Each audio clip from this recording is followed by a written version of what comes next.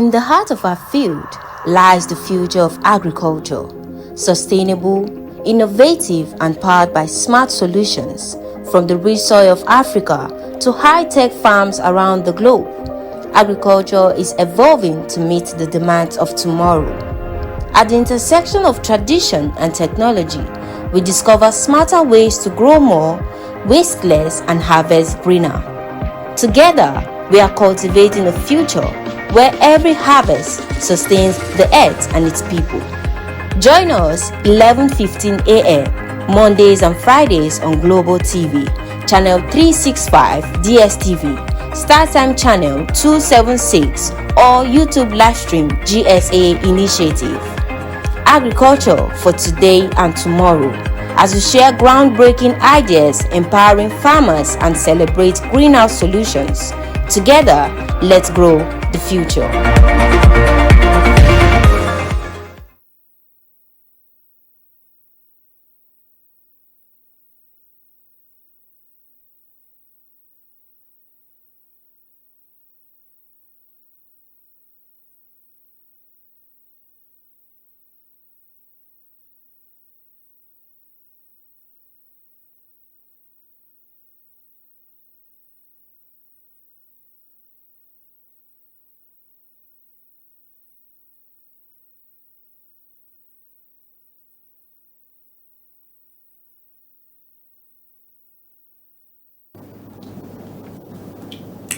Welcome to Agriculture for Today and Tomorrow. This is a Media for Agricultural Development initiative of GSAI, an NGO poised to support African farmers to develop sustainable agricultural initiative. My name is Daniel Black.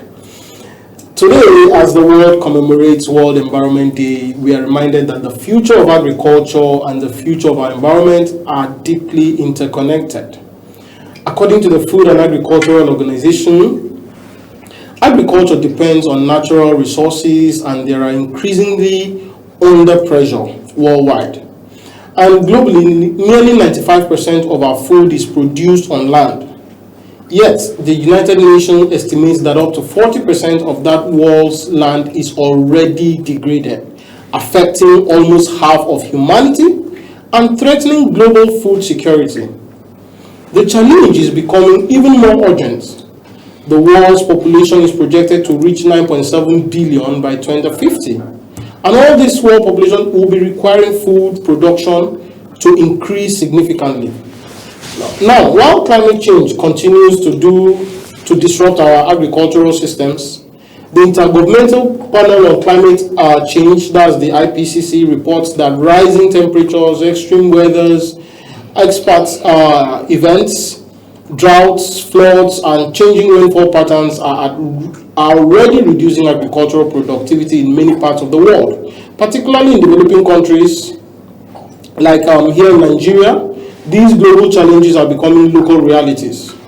Agriculture contributes to about 25% of Nigeria's gross domestic product and remains the primary source of livelihood for millions of households. Yet, farmers across the country are grappling with flooding, desertification, soil degradation, deforestation, and declining biodiversity. The devastating floods of recent years have destroyed farmlands and displaced farming communities, while advancing desertification continues to threaten agricultural production in northern Nigeria. So at the same time, Nigeria's population, currently estimated at over 230 million people, is projected by the United Nations to exceed 375 million by 2050, making the demand for food, water, land, and other natural resources even more intense. And this places Nigeria at the center of one of the most important development questions of our time. How can we increase food production to feed a growing population while preserving the soil, water, forests, ecosystem, and all other variables which our agriculture depends on? This is not a challenge unique to Nigeria. Communities such as Brazil, India, Kenya, and Indonesia are also seeking ways to balance agricultural expansion with environmental sustainability. Around the world, government, researchers, farmers are advancing climate smart agriculture, regenerative farming, agroforestry, sustainable land management practices as pathways towards a more resilient future. So today, as the World marks World Environment Day, we ask a critical question.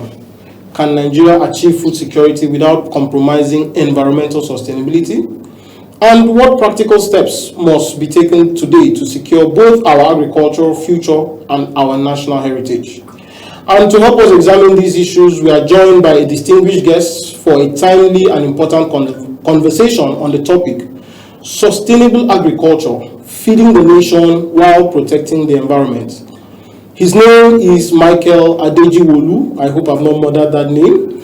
He is an agricultural development advocate and founder of Farm East Global Limited, an agricultural consulting and grassroots implementation company delivering practical solutions across the agricultural value chain through hands-on community programs spanning capacity building, farm mapping, and outgrower schemes. Michael works to bridge the gap between agricultural stakeholders, rural farming communities,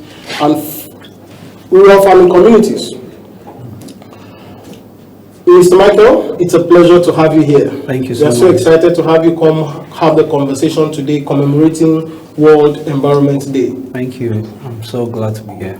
Viewers will be having a very interesting conversation immediately after this short break. In the heart of our field lies the future of agriculture, sustainable, innovative, and powered by smart solutions from the rich soil of Africa to high-tech farms around the globe. Agriculture is evolving to meet the demands of tomorrow. At the intersection of tradition and technology, we discover smarter ways to grow more, waste less, and harvest greener. Together, we are cultivating a future where every harvest sustains the earth and its people. Join us 11:15 a.m. Mondays and Fridays on Global TV, Channel 365 DSTV, StarTime Channel 276, or YouTube livestream GSA Initiative. Agriculture for today and tomorrow, as we share groundbreaking ideas, empowering farmers, and celebrate greenhouse solutions. Together, let's grow the future.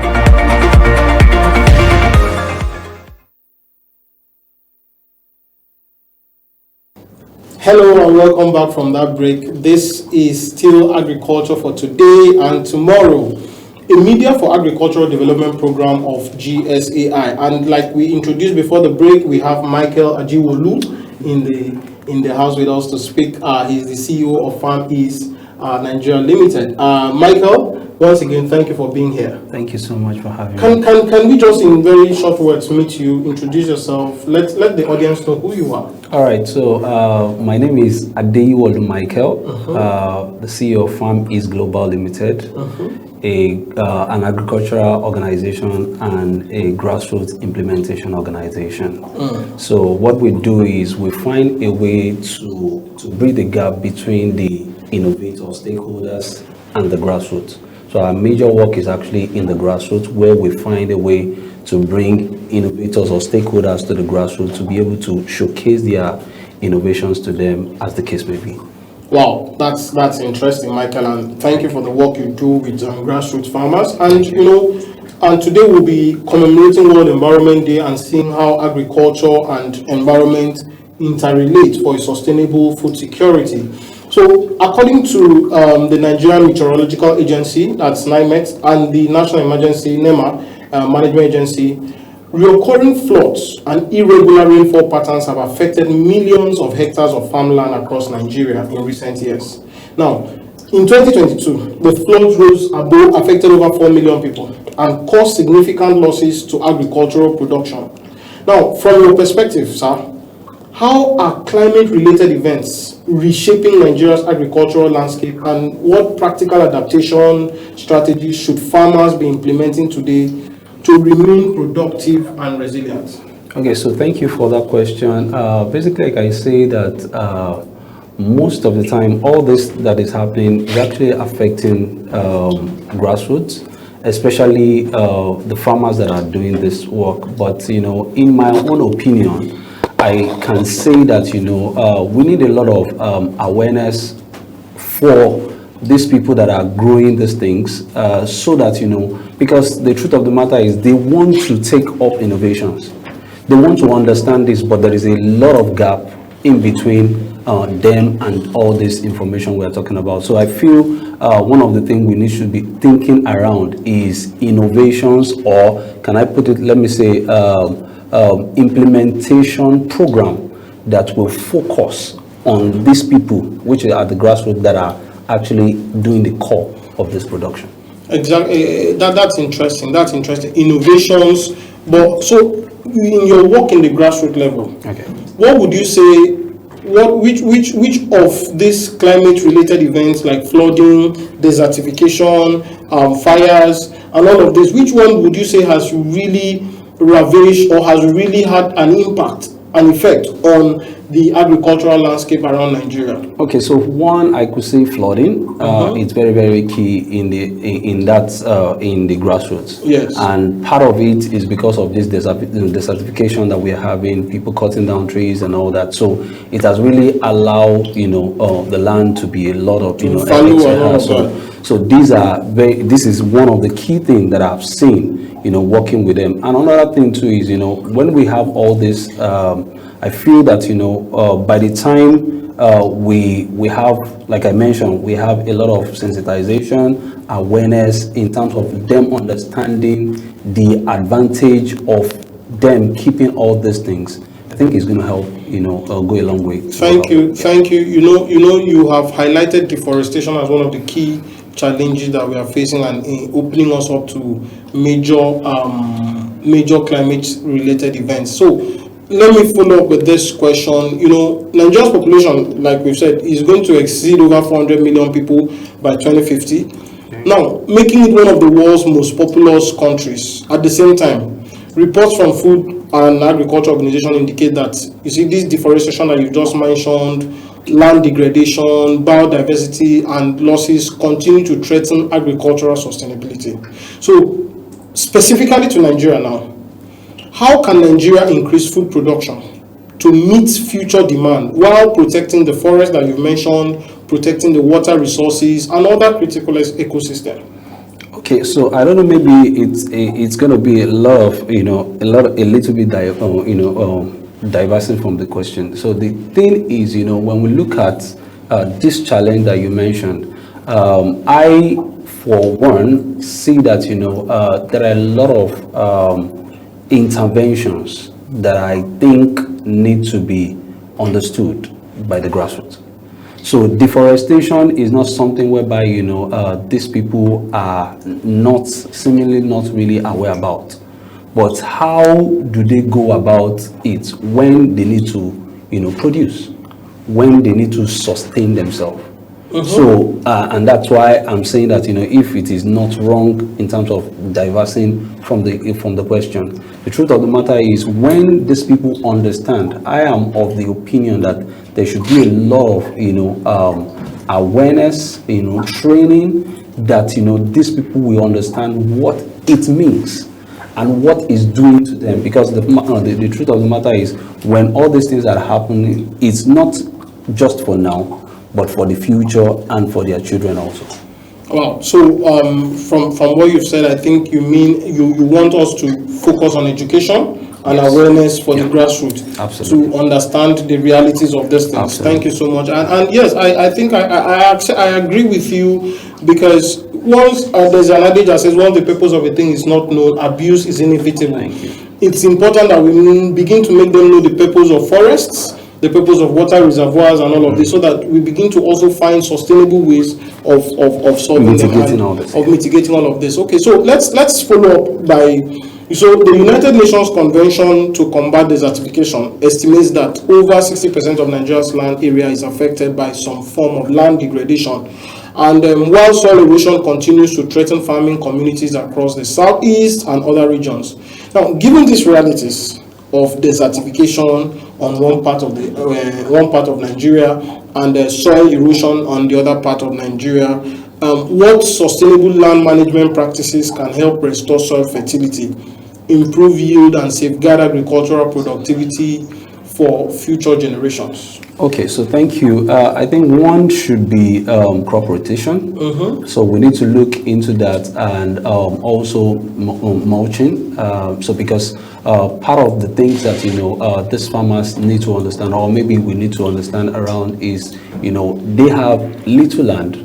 So they want to do what they want to do, but if there is enough of understanding that they can do crop rotation, aside from that, introducing good variety in terms of varieties that can reduce a drought, improve yield, drought resistance variety. So all those things too can help.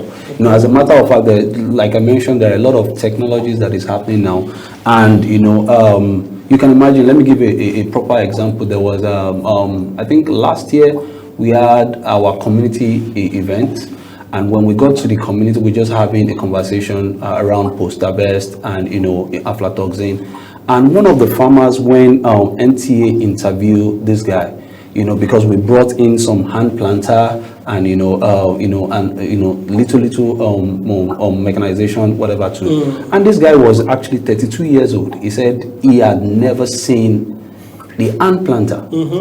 And by the time they were explaining to them, they were telling them how many hours it's going to take them to use that, and what they have been doing. So he was surprised to see that, and this is the notion he had had all over the time. So what I'm trying to say is that there are a lot of mechanization. We have on drone. We have so a lot of technology that can increase efficiency and also help farmers to do properly.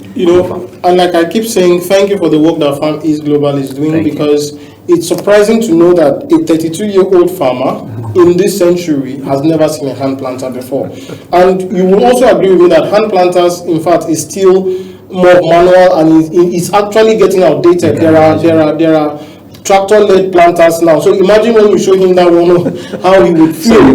Because with a tractor-led planter, in less than 1 hour, you can plant over 5 hectares of land, right? And it's really unfortunate that the people producing our food, the people that are responsible for ensuring that there is food security in Nigeria, are still grappling with very, very outdated methods. Let's go ahead and understand now.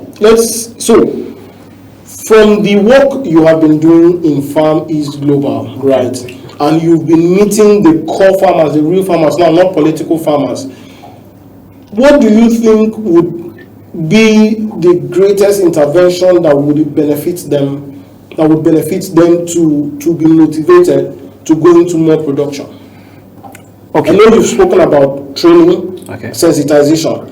Beyond that, because we know that most of these farmers, while there is a lot for them to know, they've been farmers for over a long time.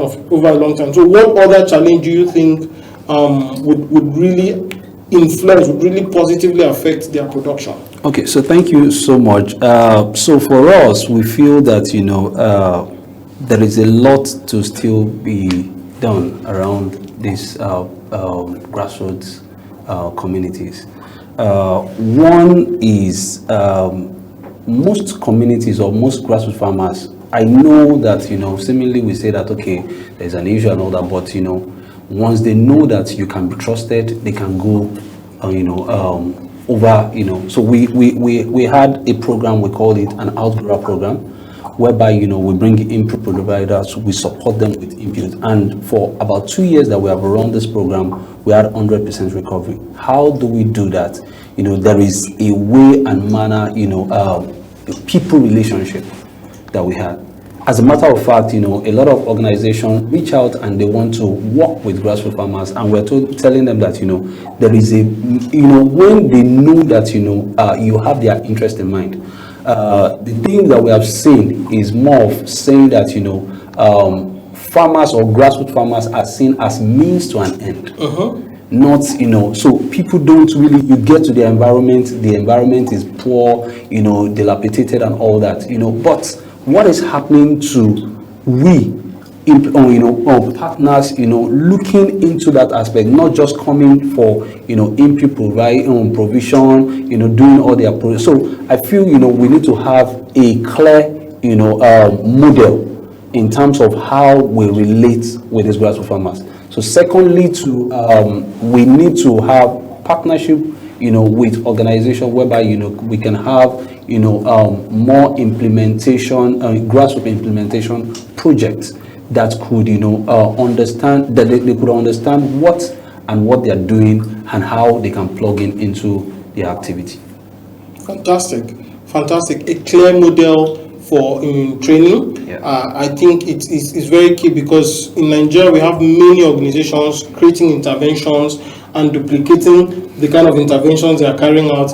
And if we are able to achieve a clear model, a clear training framework, yeah, we would actually a clear intervention framework would actually go a long way. And yes, so that thank you for that very apt response. You also know that smallholder farmers account for roughly 80% of Nigeria's food production, right? And most of them operate within limited access to finance, limited access to technology, and even extension services. Now, people like you, and when I say people like you in the positive term, keep saying that sustainable farming practices are often the solution to environmental challenges, right? Yes. Now, these farmers are really concerned about their costs and their profitability. You are talking about environmental sustainability. So the question now, I want you to help us balance: how can the sustainable agriculture, climate smart agriculture, innovative agriculture, how can it be positioned not only as an environmental necessity but also as a profitable business opportunity for Nigerian farmers? Okay, so thank you so much. I think, like I mentioned, there should be a model. We have a lot of policies that have been made. We have a lot of programs that have, but there should be some, direct, or how will I put it, direct plan and model of operation in terms of supporting these grassroots farmers. You can imagine now we talk about, financing now. You get to the bank, I'm sure you know how much interest rates you get onto it, and so, there is nothing stopping us having a kind of, even right now, a lot of organizations don't just, give farmers, fund. They do it through input, provision. So how we can actually have a proper model whereby, inputs are given to these people at reasonable, percentage. Okay. Even as cooperative. Do you understand? So these are literally two ways whereby, they can actually see how they could intervene into their, what's it called? The last one, I'm always thinking around is, we talk about production, but the truth of the matter is there is something about post-harvest. Everything that happen around post-harvest is actually key. Farmers go into production, but a lot of things have been lost, after production. So we need to begin to think around post-harvest facilities, so that, when they finish production, in terms of storage, facility, processing, they can, we can have something meaningful. Not that, we go into production and we are losing, a lot after production. So I think these are two things that I feel, we need to look around. Yes, thank you, Mr. Michael. And I know there's a whole lot you would want to say, but post-harvest losses is one key major challenge of farmers in Nigeria. I totally agree with you. And if government and all the different partners, different stakeholders come together to also check the challenges of post-harvest losses, where farmers, you go down to Benue State, you see a whole lot of fruits being harvested, mango, orange, cashew, but in the end, we lose them in tons. You go to Lagos, you see a lot of tomatoes being discarded, you see a lot of fruits, or even back here, even in Abuja, you look at all these fruit sellers. Yeah. You see the tons of fruits that go to waste because of transportation and all of that. So I totally agree with you that post-harvest losses, if checked, would increase the profitability of Nigerian farmers. Okay, so let's just, as we get to round up this session, it's been an enlightening one, and I really appreciate the work you are doing for grassroots farmers. But let us also, you've spoken about the farmers, what can be done to the farmers. Now, let us also look at government. Now, the World Bank estimates that the cost of environmental degradation is so high. Nigeria is losing billions consistently in environmental degradation costs, in dollars actually. And these are associated with erosion, flooding, deforestation, and all of that. My question as we round up is, what do you think that government specifically and development partners, private sectors, farming communities can prioritize over the next decade? In the next 10 years, what is the priority that government and development partners should be bringing together to help curb these environmental challenges that we're having? Oh, because of time, I may not be able to elaborate course, on it.